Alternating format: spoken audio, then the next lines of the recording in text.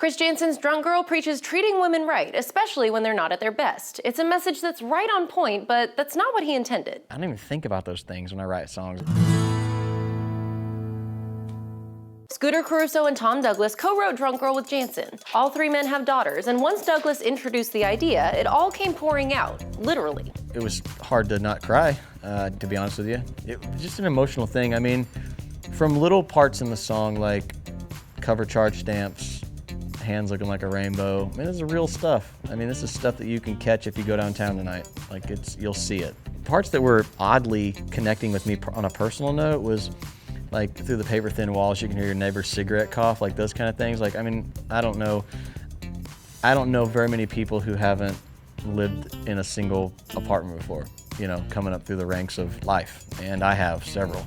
And I know what that feels like. And so I know the sounds, I know the smells, and I know all the things that go along with it. And we wanted to put those in the song because it was very, I mean, it's just real. Much like Keith Urban's Female, Drunk Girl was not written in response to the Me Too movement. They wrote the song in May and always planned for it to be released in the fall or winter. That it is connected to a greater conversation and that it may do some greater good is something Janson is really proud of. He's not afraid to break away from the stick-to-the-music mentality of so many Nashville singers, especially when it comes to this song. You have to be comfortable with that as a songwriter because you never know where your song's gonna lead, where it's gonna go, and how and what life it's going to take on. And you can control it to an extent, but then sometimes you have songs like Drunk Girl and you cannot control it. It's gonna be what it is, and it's gonna reflect upon, just like obviously nothing in the song has anything to do with, you know, what you mentioned with the media and everything that's going on in the world right now, but the life of the song kind of took on its own, and the life of the media kind of took on the song.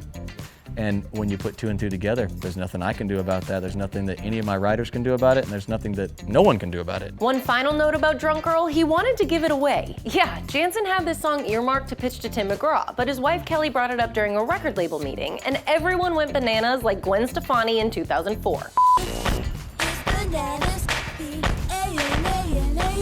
That's fair, because it was the couple's girls that inspired his performance. If our daughters got into a drunk girl situation, we would hope that a young man would treat them with great respect, like the song.